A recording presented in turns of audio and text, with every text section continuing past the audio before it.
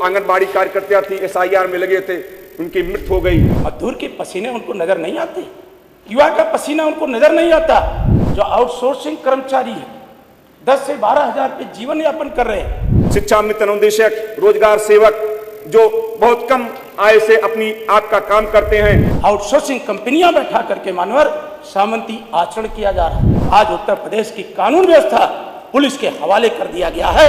उच्च शिक्षा में जो छात्रवृत्ति देती है, जो पोर्टल पे अप्लाई भी करते हैं, तो कहीं ना कहीं कुछ खमियां बना करके उसको निरस्त किया जाता है।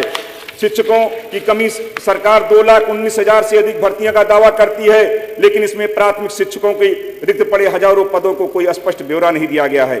शिक्षा मित्र अनुदेशक, रोजगार सेवक जो बहुत कम आय से अपनी आप का काम करते हैं और 24 घंटा वो ऑनलाइन पर रहते हैं। बहुत से शिक्षा जो आंगनबाड़ी कार्यकर्ता थी, SIR में लगे थे, उनकी मृत्यु हो गई, लेकिन आज तक उनको कोई मुआवजा देने का काम नहीं किया गया। माध्यमिक शिक्षा जोड़े नई नीतियों का बखान किया, लेकिन धरातल पर युवा हताश है।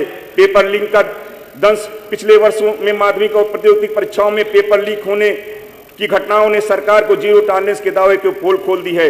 बजट का उपयोग परीक्षा की चिंता बनाए रखने के बजाय इवेंट मैनेजमेंट में अधिक ध्यान दिया है। बुनियादी ढांचा आज भी सैकड़ों माध्यमिक विद्यालय विज्ञान और प्रयोगशालाओं, पुस्तकालयों से केवल कागजों पर सिमट गए हैं। जो सरकारी पुस्तकालय हैं, उसमें सरकार द्वारा पुस्तक की व्यवस्था नहीं की जा रही है, इसलिए प्राइवेट पुस्तकालय फल फूल रहे हैं, जिससे वंचित समाज के लोग क्रम में लाइब्रेरी से वंचित हो रहे हैं। उच्च शिक्षा में स्वायत्तता का प्रभार और शोध का अकाल है। उस शिक्षा को लेकर अभिभाषण में नए विश्वविद्यालयों की घोषणा की गई। हम चाहते हैं, सरकार से मांग करते हैं, शिक्षा को अगर आप बढ़ावा देना चाहते हैं तो गैसड़ी ब्लॉक से 12 किलोमीटर दूर है, जिसे कठुआ क्षेत्र के नाम से जाना जाता है, वहाँ लड़कियों की शिक्षा के लिए कोई व्यवस्था नहीं है। माननीय राष्ट्रीय अध्यक्ष अखिलेश यादव जी ने वहाँ राजकीय डिग्री कॉलेज की स्थापना की है। मैं अधिष्ठाता महोदय आपका ध्यान संज्ञान में लाना चाहता हूँ कि इसके माध्यम से वहाँ पर एक इंटर कॉलेज खोला जाए। हमारा क्षेत्र नेपाल बॉर्डर से सटा हुआ है, SIR चल रहा है, लेकिन कोई ठोस योजना हमारे नेपाल से सटा हुआ क्षेत्र होने के नाते रोटी और बेटी का संबंध है, लेकिन जो महिलाएं हैं वहां से शादी होकर के आई है, कोई ऐसी ठोस योजना आपके माध्यम से मैं इस सरकार के माध्यम से निर्वाचन आयोग को सूचित करना चाहता हूं कि उनकी ऐसी कोई ठोस योजना दे अधिकारियों को, जिससे वो भी मतदाता वोटर लिस्ट में उनका नाम शामिल किया जाए। आज प्राथमिक स्वास्थ्य केंद्र जो वीरपुर मिलिया कोड़र है, जो थारू जनजात में आता है, वहाँ पे प्रसूति केंद्र है, लेकिन वहाँ पे एक्सरे और लैब टेक्नीशियन की कोई व्यवस्था नहीं है। इसकी आज व्यवस्था कर देंगे तो हमारे क्षेत्र के लोगों को इसका लाभ मिलेगा।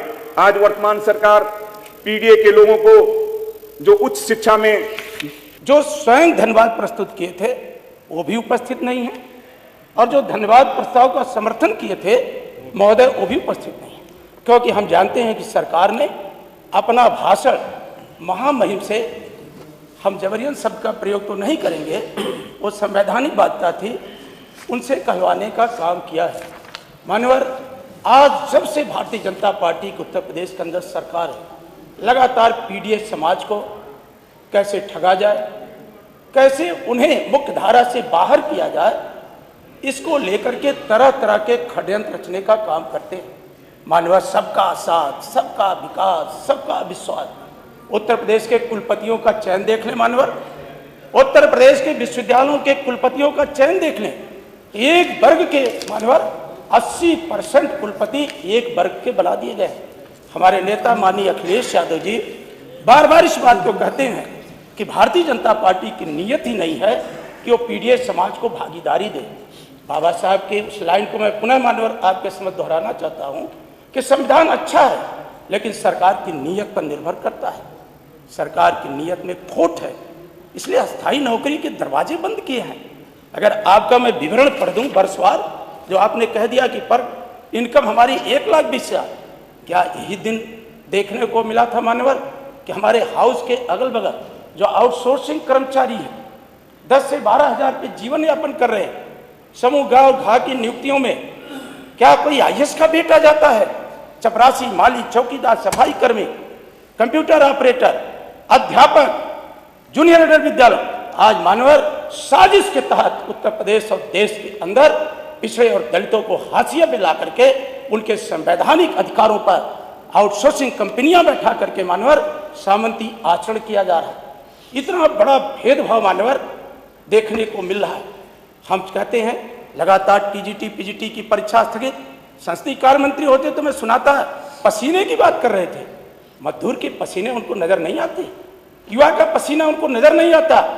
किसान जब खेतों में परिश्रम करता है तो अपने बेटे को इलाहाबाद और दिल्ली पढ़ाने को भेजता है मानवर।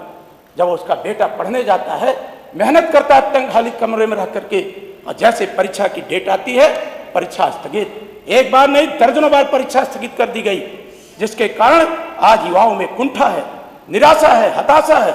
मानवर इनका सबका साथ और सबका विकास और विश्वास, ये जनता का विश्वास खो बैठे हैं। इनकी हर घर जल योजना भ्रष्टाचार की भेंट चढ़ चुकी है। पीडब्ल्यूडी के 20,000 करोड़ के ठेके एक काउंटर से बांट दिए गए, एक पूर्व अधिकारी की सहमति लेकर के मानवर। उसमें भी पीडीएस समाज को हाशिए पे खड़ा कर दिया गया। अगर वो 20,000 करोड़ के ठेके देखा जाए तो मानवर कुछ खास वर्गों को दे दिया गया, उसमें हमारा पीडीएस देखता रह गया, उसको कई भागीदारी देने का अवसर इन्होंने नहीं दिया। मानवर सारी नियुक्तियां इनकी भ्रष्टाचार की भेंट चढ़ी हुई है, कुलपतियों के चयन से लेकर के सब कुछ। और ये कहते हैं कानून व्यवस्था। मैं नीलकंठ तिवारी जी से क्या कहूं, कानून व्यवस्था इतने अपराधी कौन है जो अपराध को अंजाम दे रहा है। मानवर अभी इलाहाबाद हाई कोर्ट ने अपने ऐतिहासिक फैसले में कहा, इलाहाबाद हाई कोर्ट ने ऐतिहासिक फैसले में कहा कि हाफ इनकाउंटर असंवैधानिक है, पुलिस नहीं कर सकती है।